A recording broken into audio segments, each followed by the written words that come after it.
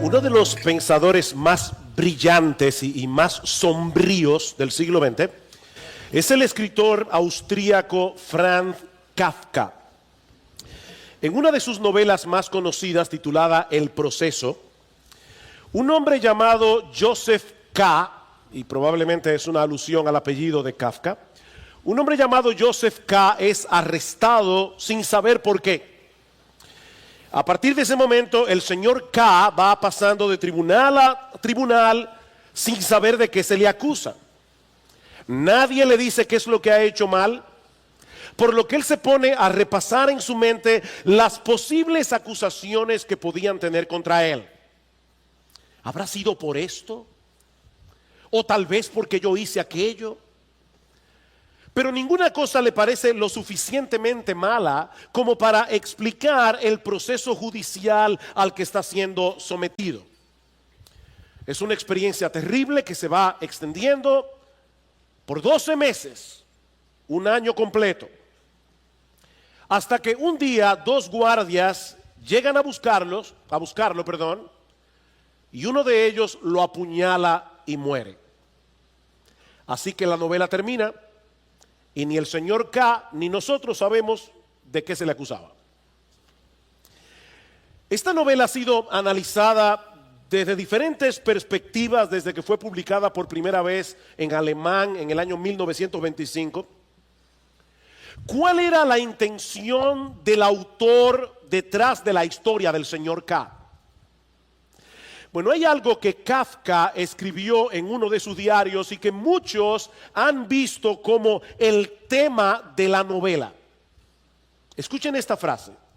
Decía Kafka: independientemente del sentimiento de culpa, el estado en el que nos encontramos es pecaminoso.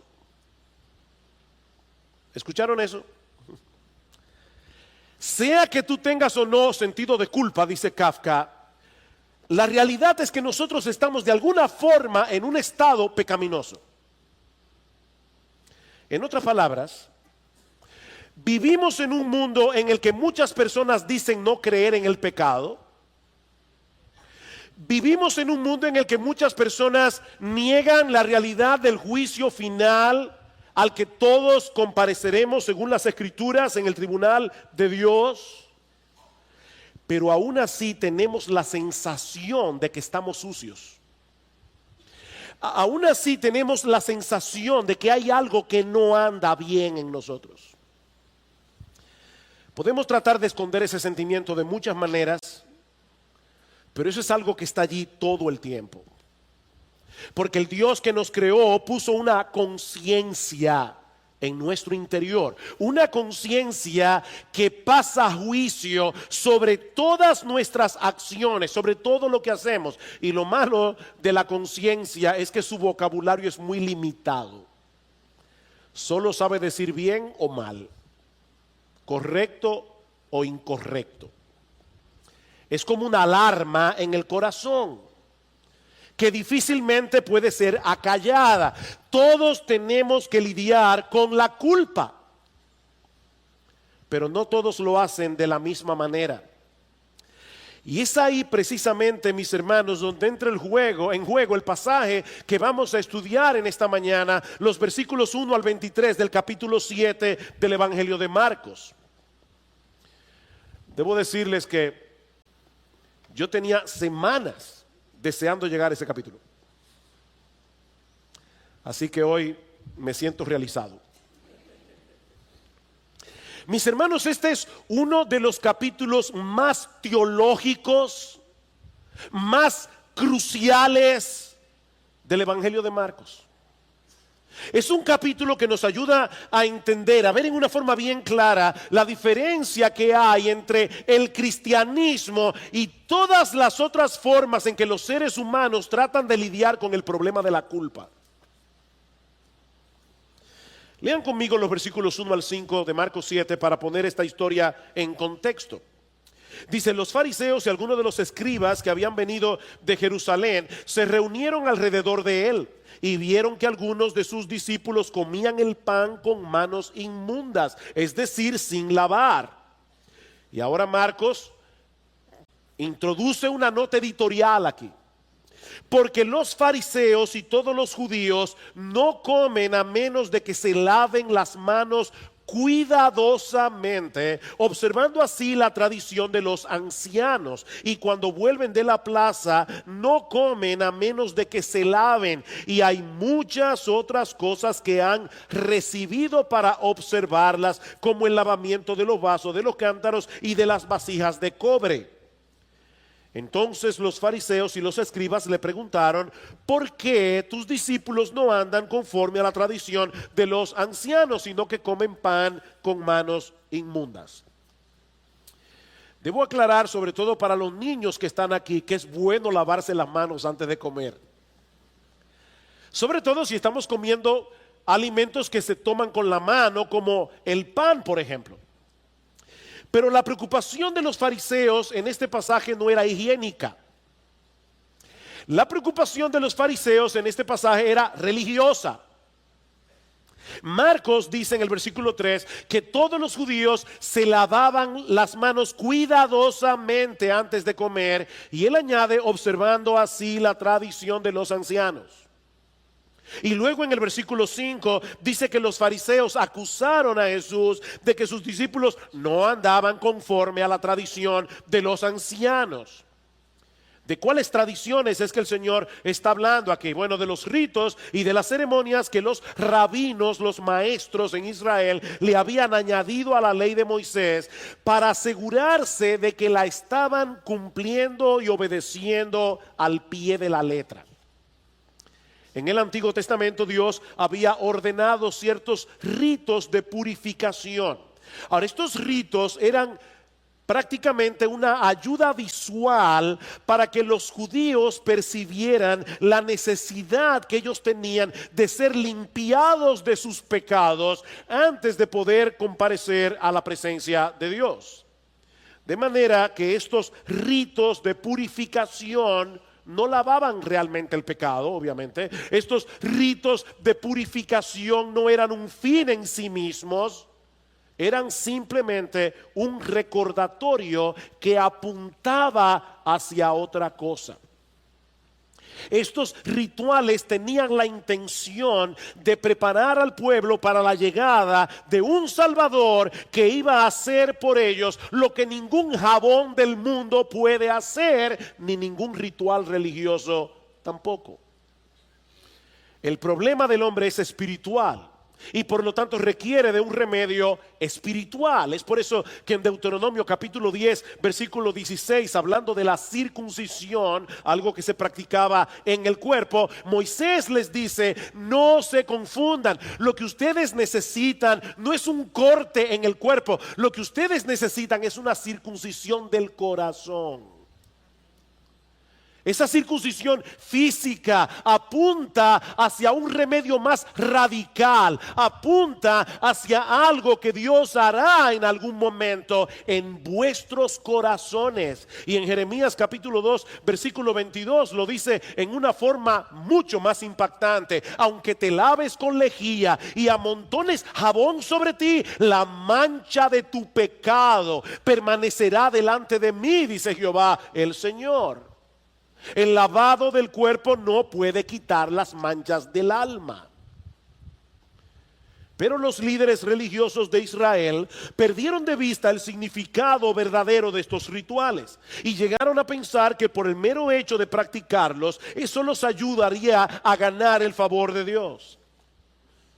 Estos hombres llegaron a ser los máximos exponentes del legalismo en los días del Señor Jesucristo.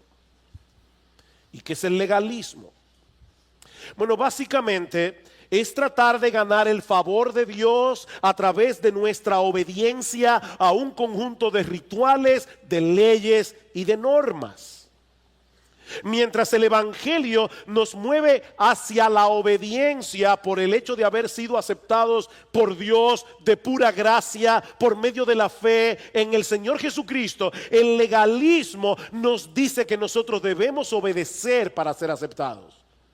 ¿Ven la diferencia? En el Evangelio somos aceptados por fe y eso nos mueve a la obediencia. El legalista te dice: no, debes obedecer para ser aceptado. Y por supuesto, cuando uno piensa que puede ganarse el favor de Dios a través de la obediencia, muy probablemente hay dos cosas que van a suceder. La primera es que le vamos a añadir nuevas leyes a la ley de Dios, porque queremos estar seguros de que estamos haciendo las cosas exactamente como debemos hacerlas. En otras palabras, estamos ponchando los botones correctos para que salga el resultado correcto. Eso era lo que habían hecho los escribas y los fariseos.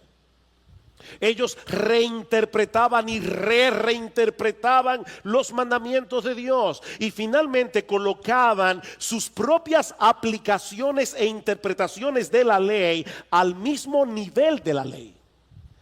¿Oyeron eso? Ellos elevaban sus propias interpretaciones y aplicaciones de la ley al mismo nivel de la ley, y de ese modo llegaron a desarrollar una superestructura de regulaciones que vino a ser sumamente opresiva para el pueblo de Israel. Y mis hermanos, no piensen ni por un momento que nosotros no podemos caer en esa misma trampa en el día de hoy. Por ejemplo, yo creo que la Biblia enseña que nosotros debemos apartar este día para darle descanso a nuestros cuerpos y para tener comunión con el Señor, como no podemos hacerlo en el resto de la semana por las ocupaciones que tenemos. Ahora, lo que eso significa en la práctica, eso puede variar de un creyente a otro. Tal vez alguien decida tomar una buena siesta después de comida para poder descansar, mientras que a otro le conviene irse a caminar un rato para poder oxigenar el cerebro y estar bien despierto en el culto de la tarde. Y todavía existe la posibilidad de que algún creyente prefiera no dormir siesta ni irse a caminar, sino quedarse en su casa leyendo la Biblia o leyendo un libro que le sea de edificación. Ahora, imagínense qué sucedería si cada uno de ellos, sobre todo el tercero, el que decide no dormir siesta ni salir a caminar, convierte su práctica en una regla universal que todo creyente debe seguir, si de veras quiere hacer un buen uso del día del Señor. Bueno, eso fue precisamente lo que hicieron los líderes religiosos de Israel. Y terminaron destruyendo el propósito por el cual Dios instituyó este día. Porque en vez de ser un tiempo deleitoso en la presencia del Señor, los fariseos lo convirtieron en una carga muy difícil de sobrellevar. Así que lo primero que va a suceder es que vamos a añadir nuevas leyes y regulaciones cuando somos legalistas, cuando creemos que vamos a ganar el favor de Dios a través de nuestra obediencia. Lo segundo es que tarde o temprano nuestras reglas y regulaciones van a llegar a ser más importantes que los mandamientos de Dios.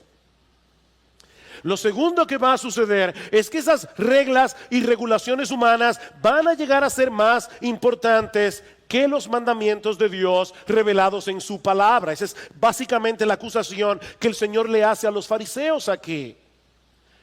Los legalistas anulan la palabra de Dios para seguir sus tradiciones. Vean el versículo 6. Y él les dijo: bien profetizó Isaías de vosotros, hipócritas, como está escrito: este pueblo con los labios me honra, pero su corazón está muy lejos de mí. Mas en vano me rinden culto, enseñando como doctrinas preceptos de hombres. Dejando el mandamiento de Dios, os aferráis a la tradición de los hombres. Mis hermanos, ¿quién es el único que sabe cuál es la forma correcta de adorar a Dios? Obviamente Dios. De manera que cuando ponemos a un lado su palabra para seguir tradiciones humanas, lo estamos adorando en vano, porque no lo estamos haciendo de corazón. ¿Y qué conexión hay entre una cosa y la otra? ¿Qué conexión hay entre las tradiciones humanas y el corazón? ¿Por qué adorar a Dios según las tradiciones humanas nos hace ser hipócritas? Es una hipocresía, dice el Señor, Porque ellos profesaban ser seguidores de Dios, pero en realidad eran seguidores de los hombres. ¿Ven el problema? Ellos decían ser seguidores de Dios, pero la revelación de Dios está en su palabra. Ellos eran seguidores de los hombres. Ellos cumplían fielmente con la tradición de los ancianos, pero ¿qué de la devoción del corazón? Miren, mis hermanos, es más fácil lavarse bien las manos antes de comer que adorar a Dios con un corazón que en verdad se deleita en Él y que no descansa ni se deleita en nada más. Es mucho más fácil lavarse las manos. Estos hombres estaban más preocupados por sus rituales externos que por la realidad de un corazón que anhela estar más cerca de Dios. De nuevo, permítanme ponerles otro ejemplo práctico, porque yo tengo el temor de que algunos vean ese pasaje y digan, bueno, ya nosotros no tenemos problema con eso, esos rituales se acabaron. No, la razón por la que el Espíritu Santo inspiró a Marcos a escribir un capítulo tan extenso acerca de ese tema es porque tú y yo tenemos que luchar con el legalismo todo el tiempo. Déjenme ponerles un ejemplo. Todo creyente debe apartar un tiempo cada día para estar a solas en comunión con el Señor, orando y leyendo su palabra. Todo creyente debe hacer eso. Todo creyente debe venir a la iglesia cada domingo para adorar a Dios junto a su pueblo y ser edificado por medio de las Escrituras. Todo creyente debe hacer eso. Pero escúchame bien, si tú estás haciendo todo eso como un ritual externo, creyendo que por el mero hecho de hacerlo te vas a ganar el favor de Dios, tú estás haciendo lo correcto por una motivación incorrecta. Y eso no le va a hacer ningún bien a tu alma. La razón por la que debemos congregarnos los domingos con el pueblo de Dios es porque es en medio de esta reunión donde Dios ha prometido manifestar su presencia especial. Y nosotros como creyentes queremos estar donde Dios está. Esa es la razón. Mirad cuán bueno y cuán deleitoso es habitar los hermanos juntos en armonía. ¿Por qué? Porque allí envía Jehová bendición y vida eterna. Allí, en la reunión del pueblo de Dios. Nosotros queremos estar aquí porque queremos a Dios. Sí, debemos apartar un tiempo cada día para leer la Biblia y orar. ¿Por qué? Porque Dios nos habla a través de su palabra y nosotros derramamos nuestros corazones delante de Él por medio de la oración. Nosotros queremos a Dios, queremos tener comunión con Dios. Pero el legalista se conforma con el cumplimiento externo del deber, sin darse cuenta de que su supuesta adoración no sirve de nada, porque su corazón está lejos de Dios. Lo que él hace externamente no es congruente con la realidad de lo que está sucediendo en su interior. Mis hermanos, escuchen esto. El corazón es el centro de la adoración. El corazón es el centro de la adoración. No importa lo que hagas externamente, si tu corazón no está involucrado, tú no lo estás. La verdadera adoración fluye de un corazón que se deleita en Dios. Fluye de un corazón que se mantiene en pie de guerra contra todos los ídolos que intentan ocupar ese trono. Pero la hipocresía de estos hombres no se quedaba ahí. Cuando nuestra obediencia a ciertas reglas no es más que un mecanismo para tratar de obligar a Dios a bendecirnos, vamos a terminar anulando los mandamientos de Dios por esas reglas, como decíamos hace un momento. Miren el ejemplo que pone el Señor en los versículos 9 al 13. También les decía, astutamente violáis el mandamiento de Dios para guardar vuestra tradición, porque Moisés dijo, honra a tu padre y a tu madre, y el que hable mal de su padre o de su madre, que muera. Pero vosotros decís, Si un hombre dice al padre o a la madre, cualquier cosa mía con que pudieras beneficiarte es corbán, es decir, ofrenda a Dios, ya no le dejáis hacer nada en favor de su padre o de su madre, invalidando así la palabra de Dios por vuestra tradición, la cual habéis transmitido, y hacéis muchas cosas semejantes a estas. La ley de Dios establece claramente que los hijos deben honrar a sus padres. Y eso incluye el hecho de cuidar de ellos cuando ya no puedan cuidarse por ellos mismos. Este mandamiento era tan importante que en el Antiguo Testamento, si un hijo maldecía a su padre o a su madre o intencionalmente les hacía daño, a ese hijo, según la ley mosaica, debía aplicársele la pena capital. Así de serio era esto. Pero los fariseos encontraron un subterfugio teológico para no tener que obedecer el quinto mandamiento. Si un hijo decía que aquello con lo que él hubiera podido ayudar a sus padres era corbán, y esta es una palabra hebrea que significa dedicado a Dios, todo esto que yo tengo, con lo cual yo hubiera podido ayudarte, yo lo he dedicado a Dios, él ya no tenía que hacer nada por sus padres. Ahora, miren dónde estaba el truco, porque hay un truco aquí.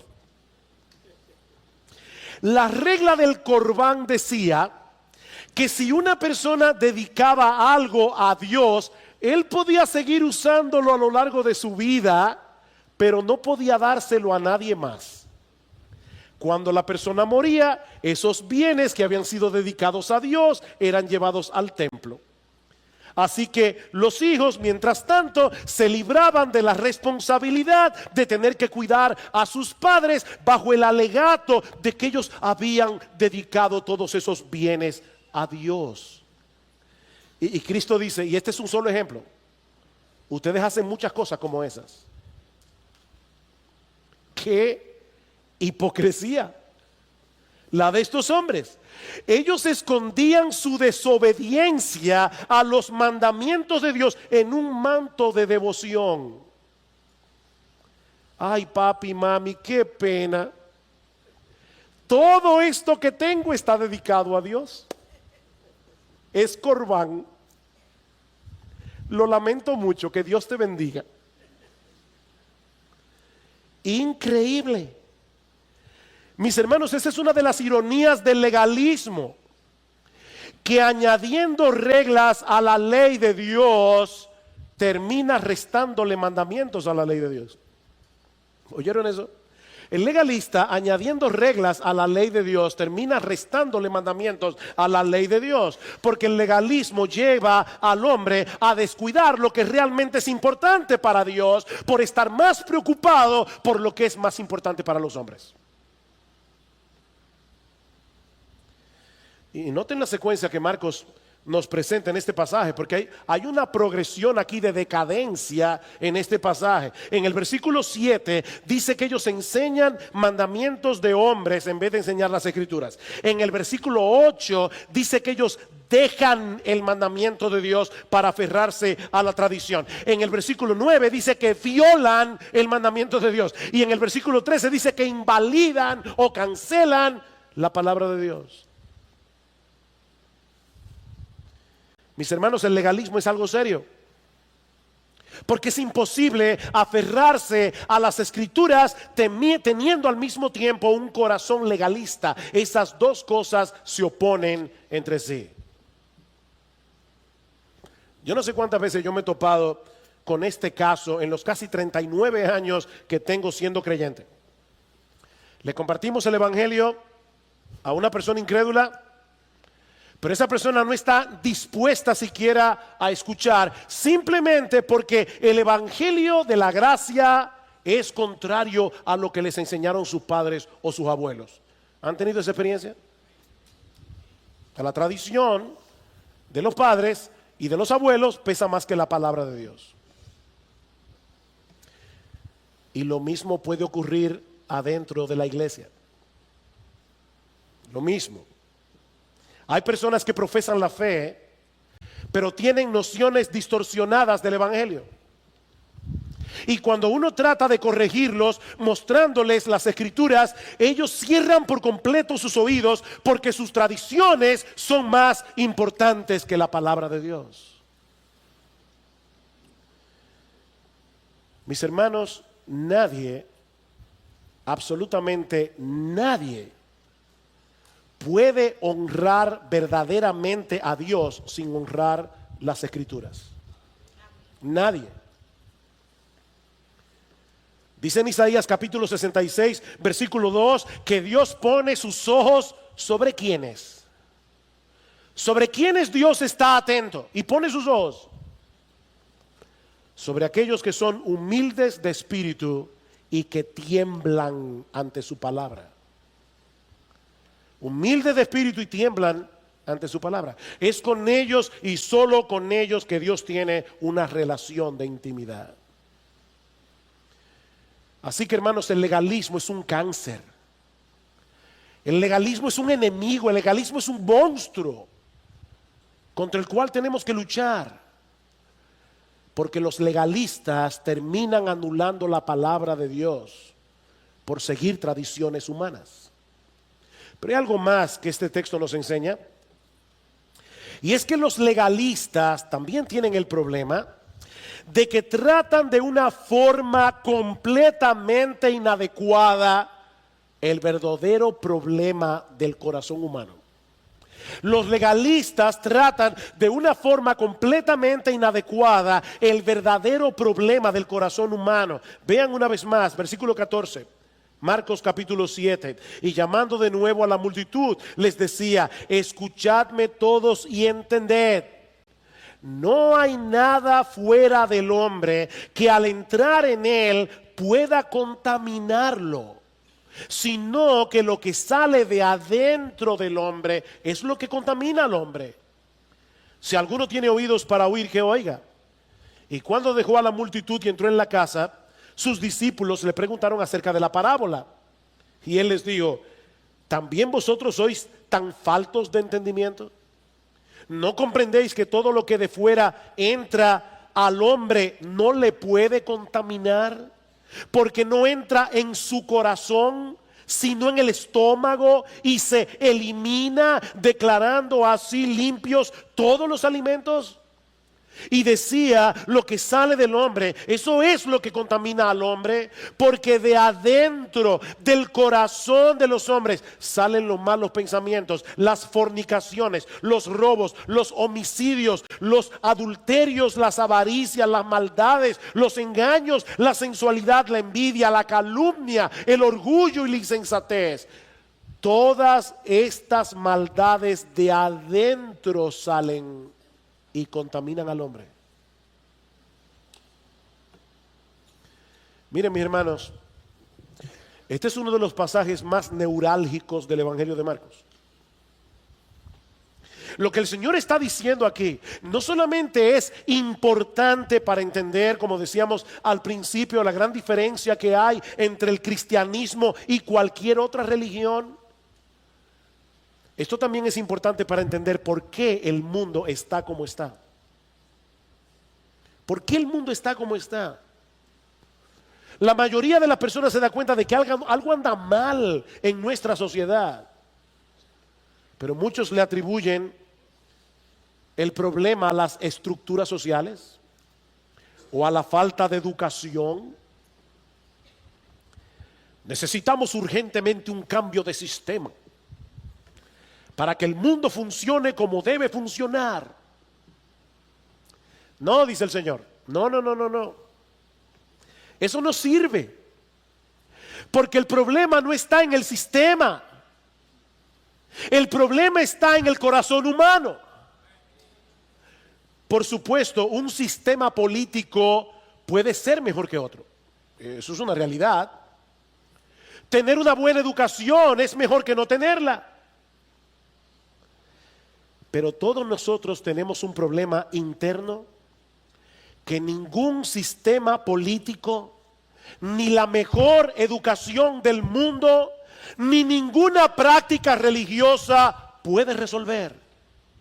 Lo que el Señor Jesucristo nos está diciendo en este pasaje es que lo que anda mal en la sociedad somos tú y yo. Lo que Él está diciendo aquí, mis amados hermanos y amigos que están aquí en esta mañana, es que nosotros somos el problema. Vean el versículo 15. No hay nada fuera del hombre que al entrar en él pueda contaminarlo, sino que lo que sale de adentro del hombre es lo que contamina al hombre. ¿Escuchaste eso? Lo que te contamina, lo que te hace daño, no es primariamente algo que está externo a ti, es algo que está dentro de ti. Y yo aclaro que eso no quiere decir que no debamos cuidarnos de las cosas externas que puedan llevarnos a pecar. Jesús no está diciendo eso porque Él mismo dijo en otra ocasión que si tu ojo te es ocasión de caer, debes sacártelo. Y obviamente Él no se está refiriendo a que te quedes literalmente tuerto. Lo que Jesús está diciendo aquí es que debes tomar decisiones radicales para no poner delante de ti ninguna cosa que pueda moverte hacia el pecado. Pero la razón por la que las cosas externas tienen esa influencia sobre ti y sobre mí es porque la corrupción ya está en nuestro corazón. Eso es lo que dice los versículos 20 en adelante. Lo que sale del hombre, eso es lo que contamina al hombre, porque es de adentro del corazón de los hombres que salen los malos pensamientos, las fornicaciones, etcétera. Etcétera. Mira, escúchame bien. Tu problema no es ese jefe que te hace la vida tan difícil. Tu problema no es ese conductor que maneja en vía contraria y por momentos te dan deseos de ir manejando una patana para quitarlo de en medio. No, tu problema es que tú tienes un corazón homicida. Y yo también. Ese es nuestro problema. No es la pornografía en internet lo que te hace ver lo que tú no debes ver, sino la lujuria de tu corazón. La pornografía te seduce porque ya tú tienes un corazón impregnado de lascivia.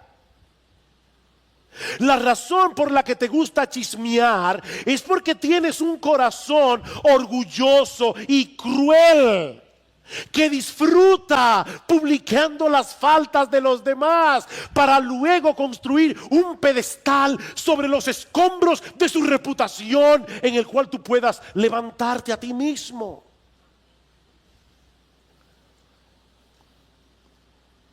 Nuestro corazón es orgulloso, nuestro corazón es insensato, nuestro corazón es egoísta, nuestro corazón es codicioso. Nuestro corazón es envidioso. Y ningún ritual, ni ninguna ceremonia religiosa puede resolver ese problema. Más engañoso que todo es el corazón. Jeremías 17:9. Y sin remedio, dice el texto. O como dice otra versión, extremadamente perverso. Y en otro lugar leí que se podía traducir desesperadamente enfermo. Es por eso que el legalismo no funciona. El legalismo no funciona. Porque las reglas pueden modificar la conducta hasta cierto punto, pero no pueden de ninguna manera purificar el corazón. Recuerda, aunque te laves con lejía y amontones jabón sobre ti, la mancha de tu pecado permanecerá delante de mí, dice el Señor. Yo he titulado este mensaje El corazón del problema. ¿Saben cuál es el corazón del problema? El problema del corazón. El corazón del problema es el problema del corazón. Pero hay algo más en este texto. Y esta es, mis hermanos, la parte central de este mensaje. Lo peor que tiene el legalista es que no descansa por fe en el único que puede resolver el problema del corazón. Nuestro gran Dios y Salvador Jesucristo. Miren una vez más los versículos 18 y 19. Y Él les dijo: ¿también vosotros sois tan faltos de entendimiento? ¿No comprendéis que todo lo que de afuera entra al hombre no le puede contaminar, porque no entra en su corazón sino en el estómago y se elimina? Eso no mancha el alma. La comida no mancha el alma. Te puede dar una indigestión o te puede subir el colesterol, pero no daña el alma. La glotonería sí, pero la comida no. Se elimina, dice el Señor. Pero entonces Marcos añade un comentario editorial entre paréntesis en nuestras versiones, declarando así todos los alimentos. Mis hermanos, ese comentario es importante, muy importante. En el Antiguo Testamento habían leyes dietéticas que regulaban lo que un judío podía comer. En ese sentido, habían alimentos limpios y alimentos que no lo eran. Pero ahora Marcos nos dice que Jesús declaró limpios todos los alimentos.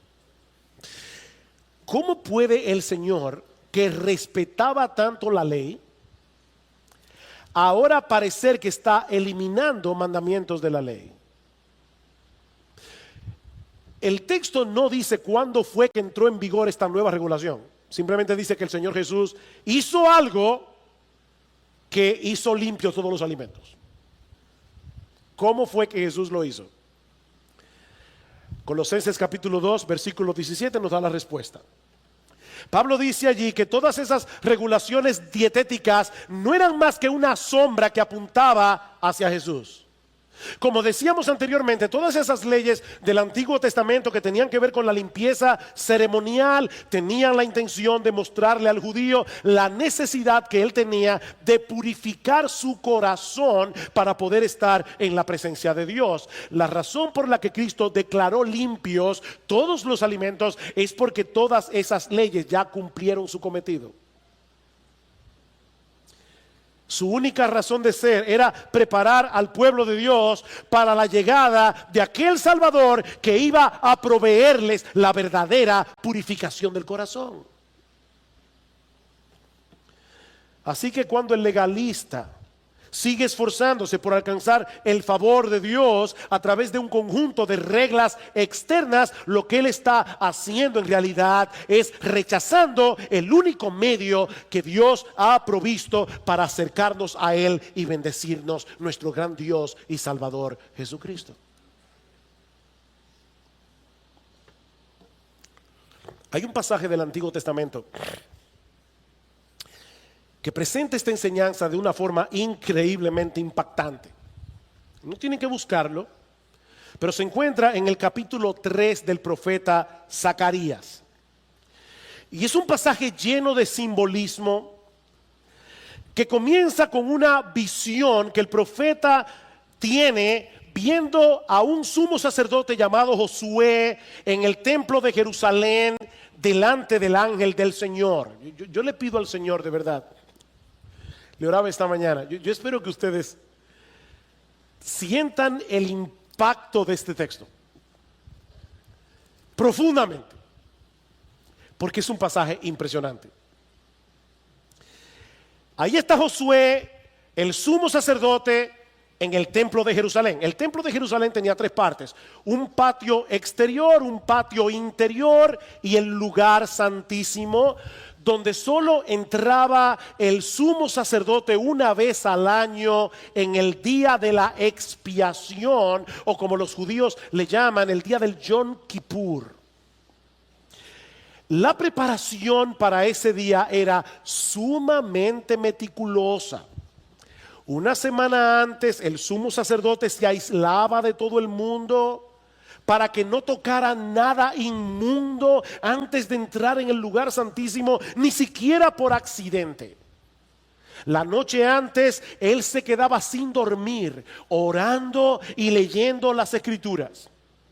Finalmente llegaba el día del Yom Kippur y el sumo sacerdote se lavaba de pies a cabeza muy meticulosamente y luego se vestía de lino blanco, completamente puro.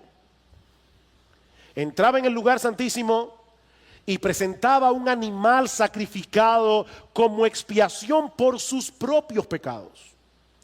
Salía del lugar santísimo, volvía a bañarse otra vez y le ponían otra túnica de lino completamente limpia. Entraba de nuevo al lugar santísimo con un animal sacrificado para expiar los pecados de los sacerdotes. Salía del lugar santísimo otra vez, se bañaba de nuevo, le ponían otra túnica de lino y ahora él presentaba un animal por expiación del pecado de todo el pueblo. Estos datos son importantes para entender lo chocante que tuvo que haber sido la visión que recibió Zacarías. Porque él vio a Josué en el día de la expiación vestido de ropas viles, dice en el versículo 3. Literalmente lo que dice el texto hebreo es que Josué tenía una ropa salpicada de estiércol. Eso es lo que dice el texto.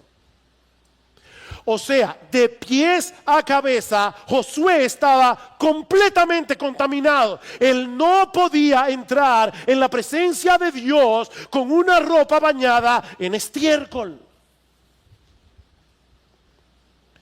Un erudito del Antiguo Testamento llamado Ray Dillard, él nos dice que todo eso no era más que una representación de cuál es nuestra verdadera condición delante de Dios.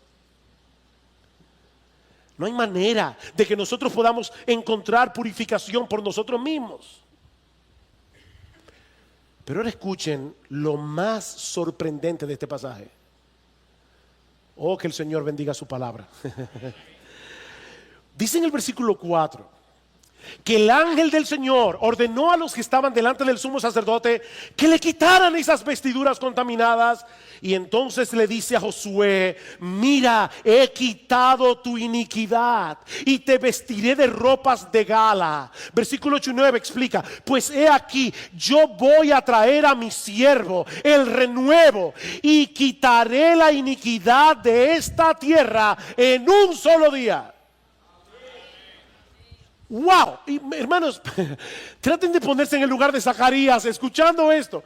Durante siglos el pueblo de Israel había estado presentando sacrificios de animales cada día de la expiación, porque esos sacrificios nunca podían purificarnos de una vez por todas. Y ahora Dios está diciendo que iba a llegar un día en que ya no sería necesario hacer más sacrificios, porque Él borraría por completo toda iniquidad. ¿Cómo puede ser eso posible? Dice Ray Dillard: siglos más tarde apareció otro Josué. Una nota aquí: Josué es el nombre hebreo que en griego es Jesús. Josué en hebreo, Joshua en arameo, Jesús en griego. El nombre de Jesús apareció otro Josué. Y ese Josué llevó a cabo un proceso completamente a la inversa. Él fue desnudado de sus ropas de gala para ser vestido con nuestros pecados, al asumir nuestra culpa en la cruz del Calvario, para que todos los que creen en Él sean vestidos de lino fino, limpio y resplandeciente, como dice en Apocalipsis capítulo 19. Al que no conoció pecado, por nosotros a Él Dios lo hizo pecado, para que tú y yo podamos ser justicia de Dios en Él. Aleluya, glorias sean dadas a nuestro bendito Señor y Salvador. Esto es increíble, hermanos.